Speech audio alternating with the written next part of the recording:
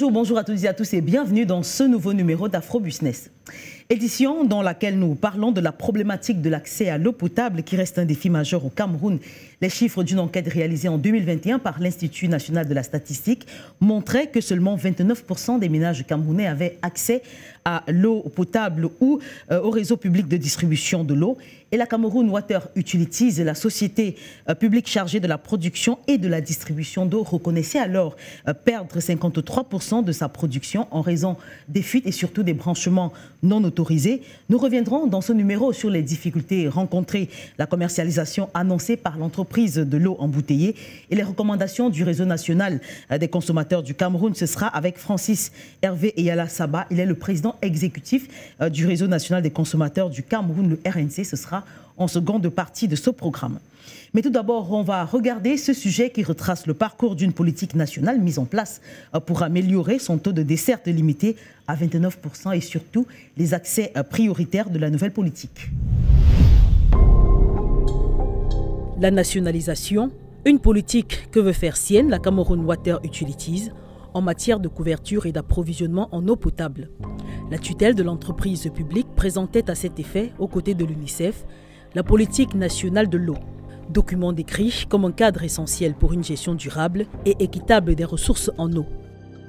Un secteur que tous les acteurs impliqués dans la chaîne d'approvisionnement veulent transformer au cours des 10 prochaines années. Des efforts et une volonté qui se heurtent malheureusement aux problèmes de fuite du fait de la vétusté du matériel et des branchements frauduleux. Conséquence, moins de 45% des ménages ont accès à l'eau potable si l'on majore les chiffres publiés en 2021 au terme d'une enquête nationale réalisée par l'Institut national de la statistique. Une enquête qui montrait également que l'entreprise reconnaissait perdre 53% de sa production. S'en sont arrivées des sources alternatives d'approvisionnement. 40% des ménages dépendaient pour l'année 2021 des forages et puits à la pompe. 17% dépendaient des puits protégés, 14% pour les puits non protégés et 10% pour les sources protégées. Une dernière solution qui présentait des risques sanitaires.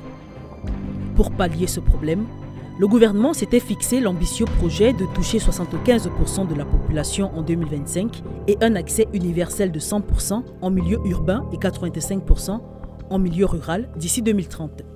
Plusieurs leviers avaient alors été activés, comme la multiplication des partenariats ou les mécanismes innovants de financement climatique, le tout adossé à la mobilisation de 200 milliards de francs CFA d'ici la fin de la décennie.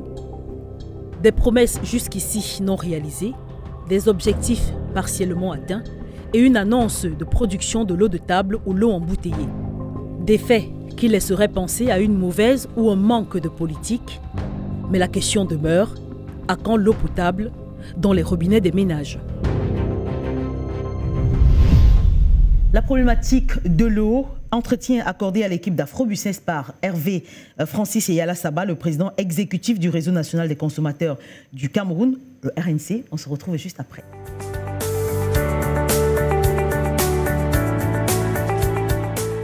Bonjour Francis Eyala et bienvenue dans Afro-Business. Merci. Alors nous parlons dans ce numéro de la problématique de l'accès à l'eau potable qui reste un défi majeur au Cameroun avec de nombreuses zones rurales et urbaines qui restent confrontées à des problèmes de disponibilité et surtout de la qualité de l'eau.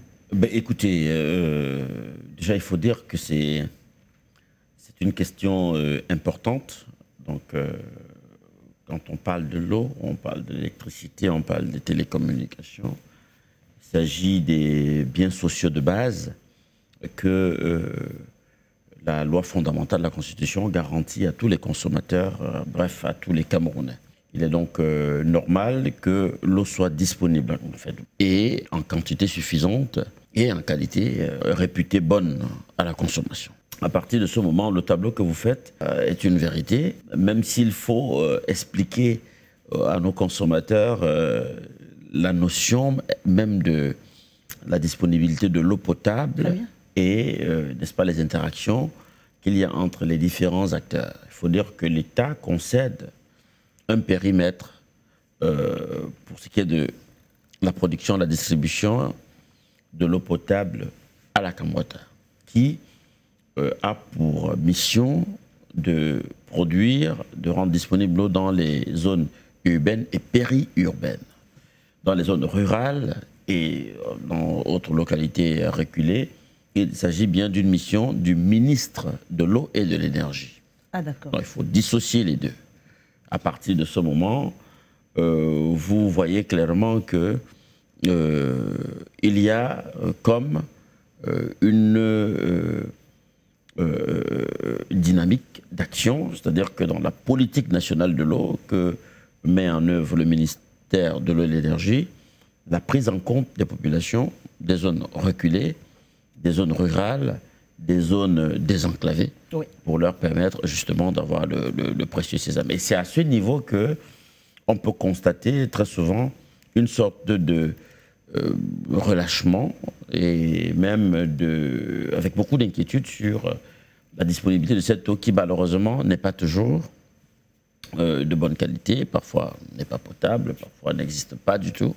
Les gens se déplacent, font des distances très très longues pour pouvoir mettre la main dessus. Mais il reste tout de même que après nos différentes tractations, rencontres et questionnements auprès des différents acteurs, il en ressort que le gouvernement a mis sur pied un ensemble de projets en partenariat avec les communes, les mairies, pour essayer d'endiguer le problème et commencer à résoudre cette équation à travers un certain nombre de projets, à la fois des projets de forage, des véritables forages, pas des puits d'eau. Oui. C'est d'une part, mais aussi que la Kamwata a de plus en plus besoin, ou si vous voulez, met un accent très très important sur l'approvisionnement en eau dans les zones rurales. De plus en plus, on voit son déploiement vers des zones un peu plus reculées, en ce qui concerne l'extension de réseau et, n'est-ce pas, dans le besoin de répondre aux attentes des consommateurs, même si parfois on n'est plus dans son périmètre concédé. Alors il faut déjà faire savoir aux populations que votre présence sur ce plateau intervient après une enquête que vous avez menée sur le terrain, parce qu'il s'agissait pour nous de comprendre les raisons pour lesquelles on n'a pas ou presque pas d'eau dans les robinets. Alors je vais revenir là-dessus. Vous avez parlé des zones urbaines. On a 70% des zones urbaines, selon les statistiques, qui disposent d'eau, mais les quartiers périphériques de ces grandes villes, malheureusement, n'ont pas accès à l'eau potable. Vous savez qu'au moment où on crée l'entreprise étatique, la Kamwata, donc, qui a pour mission sociale la production et la distribution de l'eau dans zone rurale et en zone urbaine et périurbaine, la population du Cameroun n'est pas 30 millions d'habitants. Elle est résolument plus petite. Et certaines zones ne sont pas habitables ou même encore occupées, habitées. Donc le réseau, quand il passe au départ, il est construit pour irriguer une zone précise, que ce soit à Douala, à Yaoundé, à Garoua, à Bafoussam, dans tous les chefs-lieux de région, puis ensuite dans les chefs-lieux de département, puis ensuite dans les chefs-lieux d'arrondissement. Et différents dirigeants de cette entreprise n'ont pas pensé prospective, c'est-à-dire que extension de réseau, adapter le développement de la structure à la démographie galopante et à l'occupation des espaces vides. Mais vous allez remarquer que depuis pratiquement 2 ans, cette dynamique-là a changé.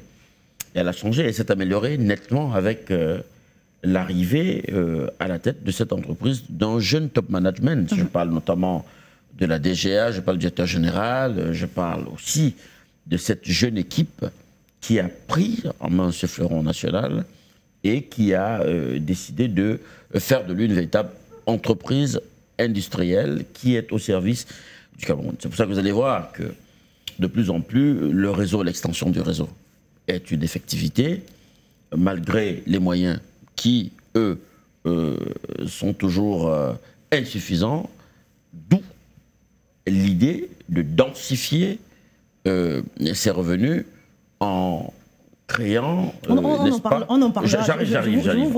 En ouvrant un pan qui va permettre de renflouer les caisses. Je ne veux pas parler de projet pour l'instant. On n'est justement pas dans la publicité pour applaudir les actions qui ont jusqu'ici été menées par la Kamwata, M. Yala. Parce que sur le terrain, c'est vérifié que l'eau ne coule pas toujours dans les robinets. Mais l'eau ne coule pas pour plusieurs facteurs. Nous sommes là pour dire aux consommateurs qu'ils doivent savoir qu'il n'y a pas seulement, c'est pas parce qu'on dit que Dash Télévision doit envoyer des programmes que quand on ne voit pas Madame à l'antenne, parce que son émission doit être passée, qu'on pense que Dash a failli à ses missions. Il faut comprendre pourquoi. Peut-être que Madame est malade, peut-être qu'elle est souffrante, peut-être qu'elle est en déplacement, peut-être qu'elle est en congé, ou encore qu'elle a des difficultés qui ne lui permettent pas de produire, ou même que les moyens logistiques ne permettent pas de produire. Peut-être qu'il y a eu un sinistre d'H, ou même qu'il n'y a pas d'électricité, ou bref, il peut y avoir plusieurs facteurs qui fassent que vous ne puissiez pas produire et que Dash ne réponde pas à ses obligations vis-à-vis des consommateurs, des produits de télévision. Et c'est de ça que nous parlons. Nous avons une mission d'éducation du consommateur. Nous avons une émission d'information du consommateur. On n'a pas seulement la répression. Et aujourd'hui, le consommateur est tellement en retard parce qu'il s'informe très peu et il connaît très peu sur ce qui est fait et sur ce qui n'est pas fait. C'est pour ça qu'à chaque fois, il faut lui expliquer clairement que voici pourquoi nous avons tel souci. Et quand nous sommes allés à l'investigation, voici ce que les responsables nous ont dit. Donc nous pensons que dans les tels délais, la chose sera réglée. Et pour le cas de la non-disponibilité de l'eau, très souvent, vous avez des facteurs comme l'électricité, qui n'est pas toujours là. Et même quand elle est là, parfois elle revient avec force. Il y a des électropompes qui peuvent prendre un coup. C'est-à-dire qu'une machine qui fonctionnait normalement avant que l'électricité ne soit partie, quand l'électricité revient, cette machine est grillée parce que les crêtes d'énergie peuvent lui faire subir des dommages qui deviennent irréversibles et donc on n'aura pas d'eau. Il y a ça par exemple, il y a que, je vous ai parlé du réseau qui est très menacé. Menacé pourquoi? Parce que nous nous rendons compte que non seulement il y a l'incivisme de certains agents véreux, l'entreprise Kamwata, mais il y a de plus que certains consommateurs eux-mêmes se sont constitués en ingénieurs et techniciens qui se branchent frauduleusement sur les conduites pour siphonner de l'eau. Et il n'y a pas que les consommateurs domestiques, il y a des industriels, madame.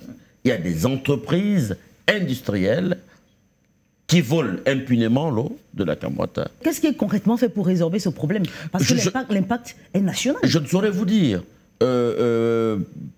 Comme si j'étais sociétaire de cette entreprise, non, je ne suis pas.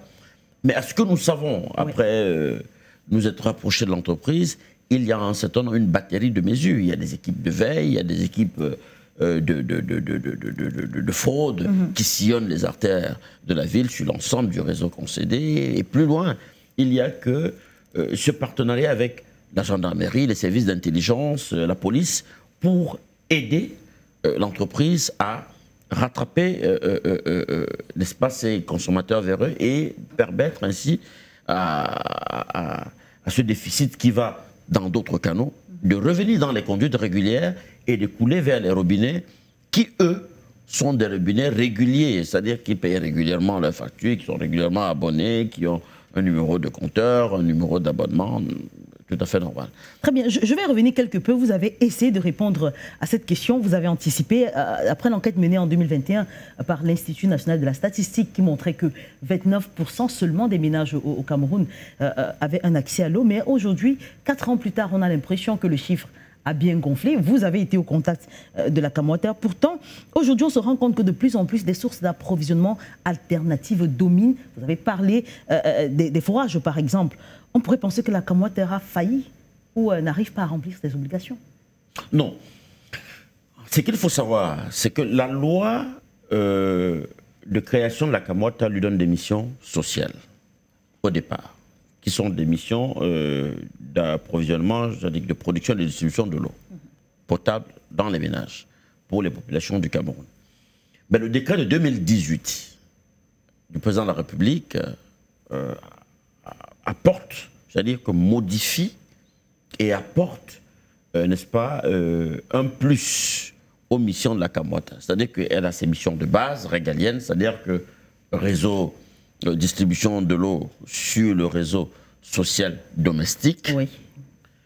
Mais avec le décret 2018, le chef de l'État va leur ajouter une deuxième possibilité, celle de la création, la possibilité de création des filiales qui peuvent, n'est-ce pas, développer une activité relative à des missions connexes et secondaires de la Camouata. D'où, par exemple, la distribution de l'eau ou la production de l'eau de table en bouteille, qui reste dans le continuum de la distribution et de la disponibilité de l'eau potable, oui, mais qui est une mission connexe. Justement, un questionnement des populations.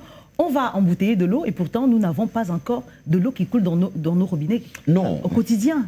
On ne comprend pas cette nouvelle mission. Non. Pourtant, on sait que la Camouata, c'est d'abord le social, la base. Vu comme ça, on fausse le débat. La disponibilité du marché aujourd'hui, pour ce qui est de l'eau de table, est de 2 500 000 mètres cubes d'eau. De bouteilles. Par jour? Non, à l'année. Ouais, très bien. Ça, c'est la disponibilité sur le marché disponible. Mais si je vous disais que les entreprises qui produisent de l'eau en bouteille en ce moment, toutes réunies au Cameroun, ne couvrent pas les 2 700 000 mètres cubes, vous me direz quoi? Que c'est vrai, c'est faux? Je vous poserai la question de savoir si cette eau, justement, mais c'est très vrai. La Camouata sera commercialisée, gratuite. J'arrive. C'est pour vous dire que le marché est là. Et quand le marché est là, que la demande est là, il faut répondre à la demande. Donc, la venue de cette structure dans ce segment du marché, qui peut passer à 5 millions de mètres cubes à la demande dans les 5 prochaines années, n'est que la bienvenue. Pourquoi elle est la bienvenue? Si vous pouvez me répondre, nous parlons d'afro-business, nous parlons du business africain. Dans quel pays de l'Occident vous avez vu un étranger produire de l'eau de table pour ces populations-là? En France, vous avez vu un Noir, un Camerounais produire de l'eau pour les Français? C'est pas possible. On va reconnaître que c'est pas les étrangers qui viennent s'installer par eux-mêmes dans ces pays. Au Liban, vous avez vu un Noir produire de l'eau pour des Libanais? Non. C'est des activités purement nationales. C'est des activités de souveraineté, j'insiste. L'eau au Cameroun, la disponibilité, la distribution de l'eau potable est une mission régalienne et exclusive de la Camouata. C'est elle qui a, d'après les lois nationales, le patrimoine de tout l'eau qui peut être commercialisé sur toutes les formes possibles au Cameroun. C'est son eau, en fait. Oui. C'est lui le patron de l'eau. Il serait donc incongru qu'une entreprise comme celle-là, qui a un patrimoine, ne sache pas l'exploiter sur tous les segments.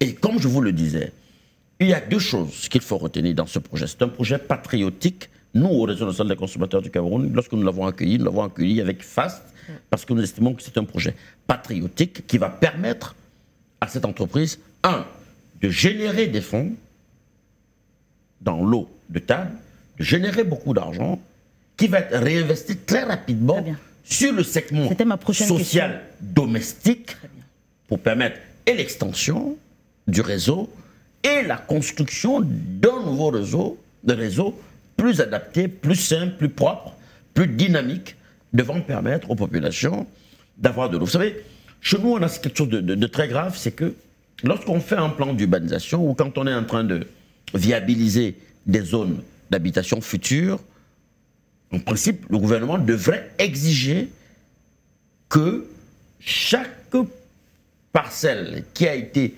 viabilisée ou qui est mise en valeur, donc qui a été viabilisée avant d'être mise en valeur, ait un branchement de la Camouata en attente un branchement de Eneo en attente, un branchement de Camtel en attente. Pour être sûr que sur le plan du mapping, c'est-à-dire que si on venait à mapper ces zones, on pourrait les retrouver facilement. Et même sur le plan de l'adressage, que, n'est-ce pas, ces points-là soient, ces lots-là soient facilement repérables et que on n'ait pas de difficulté demain à les approvisionner. Ça pourrait permettre que le réseau de l'eau passe, le réseau électrique passe, le réseau téléphonique passe, avant même que les populations soient venues pour habiter. Ce qui n'est pas le cas aujourd'hui. Et nous y travaillons aux instances des consommateurs du Cameroun pour que le gouvernement puisse intégrer ça dans sa démarche, pour exiger cela à toute personne qui veut viabiliser une parcelle, de d'abord s'assurer que ces trois éléments sont remplis, ces trois conditions sont remplies avant même que le titre foncier, je veux dire avant même que la mise en valeur ne soit faite. Ça, c'est la première chose. La deuxième chose qu'il faut retenir, c'est que tous les Camerounais, en réalité, devraient se jucher derrière la Kamwata dans ce combat. C'est une lutte patriotique. C'est une lutte pour la souveraineté. Il n'est pas question de privatisation. Aujourd'hui, on est en plein dans la nationalisation complète. Non. Ce que Kamwata fait aujourd'hui à la Kamwata, ce que M. Blaise Moussa fait aujourd'hui à la Kamwata, et ce que M. Cyrus Ngor a fait au port autonome de Douala. Il arrive au port autonome de Douala et il trouve que tout le port est privatisé. Il décide donc de reprendre, d'annuler toutes les privatisations et de reprendre en nationalisation les différents services qu'il va mettre en régie. Et vous voyez, les chiffres aujourd'hui parlent d'eux-mêmes. Les chiffres du port autonome que vous avez aujourd'hui et les chiffres du port autonome que vous avez hier, mais c'est la nuit et le jour. Les chiffres aujourd'hui, c'est 15, 20, 30 fois, 100 fois dans certains services comparé à les chiffres d'hier, quand le port était en privatisation. Et c'est le cas avec la Kamwata. Et ce que la Kamwata est en train de faire, c'est reprendre le monopole de la distribution de l'eau en bouteille au Cameroun. Parce qu'il est inadmissible que des étrangers viennent produire de l'eau en bouteille au Cameroun, alors que nous avons une entreprise qui a l'expertise, qui a, n'est-ce pas, tout ce qu'il lui faut, l'ingénierie nécessaire. C'est sa mission, c'est lui que l'État a donné tous les moyens nécessaires, techniques, logistiques, financiers, pour faire ce business-là. Mais attendez, qu'il veuille apporter une bouteille d'eau qui va coûter 150 pendant que les autres sont à 350 et qu'il veuille alléger ainsi le porte-monnaie du consommateur et qu'on dise non, c'est pas normal, il est sur un segment qui ne lui appartient pas, il devait non. Mais, et puis c'est combien de mètres cubes? Vous savez combien de mètres cubes pompe un forage? Pour parler seulement d'un petit forage comme celui de Bonamoussadi, il pompe chaque jour un peu plus de 300 000 mètres cubes d'eau. Chaque jour. Ça veut dire qu'à lui seul, si on le connecte, pour seulement à la ligne d'embouteillage, mais il ne dérange en rien le réseau. Aujourd'hui n'est pas perceptible. D'ici combien d'années est-ce qu'on pourra justement voir le travail que la Cameroun Water Utilities fait et qu'on voit justement ce travail sur le terrain? Madame, sauf si vous êtes de mauvaise foi. Moi, je vais vous dire honnêtement, hier, les alertes que nous avions vis-à-vis des consommateurs par rapport à la non-disponibilité de l'eau potable, si elles étaient sur une échelle de 0 à 10, elles étaient entre 8 et 9. Depuis 2 ans, 1 an minimum, cette échelle est réduite entre 1 et 4. Ça veut dire qu'on a plus de 60% des plaintes qui ont totalement disparu. La majorité des plaintes aujourd'hui sont des plaintes qui surviennent du fait d'une coupure d'électricité qui fait qu'une base ne peut pas être, une station ne peut pas être alimentée et donc l'eau ne peut pas être pompée dans les ménages. Et même quand c'est fait, nous, le réseau national des consommateurs du Cameroun, sommes sur le terrain avec, n'est-ce pas, des camions citernes pour continuer à aider pour ce qui est de la rendre disponible cette eau-là, permettre aux populations, même si elles ne vont pas avoir de l'eau pour se laver en quantité suffisante, au moins que l'eau à boire potable leur soit gratuitement donné. Alors forcément, le RNC a fait des propositions, vous avez travaillé sur le terrain. Mais nous faisons des propositions régulièrement. La Cameroun à peine à se relever. Hier, on lui jette l'anathème dessus au lieu de la soutenir. C'est-à-dire que même de manière patriotique, on devrait la porter et se dire non, c'est notre entreprise, nous ne devons pas la laisser mourir. Il le faut absolument. C'est ce genre de sursaut d'orgueil que nous voulons voir chez nos managers des entreprises publiques dans des domaines aussi pointus, mais des domaines de souveraineté. Je vous ai dit, c'est une question de souveraineté. Très bien, merci beaucoup à vous Hervé Francis et Yala Saba pour ces explications. Je rappelle que vous êtes le président exécutif national du réseau national des consommateurs du Cameroun. Merci. Et voilà, c'est donc avec cette interview qu'on met un terme à ce numéro d'Afro Business. Merci à vous de nous avoir regardé. C'est un programme que je vous invite à revoir sur nos différentes plateformes de médias sociaux, sur Facebook, sur Twitter, sur LinkedIn ou encore sur Instagram. Très bonne suite des programmes sur Dash Télévision et Dash Média et à très vite.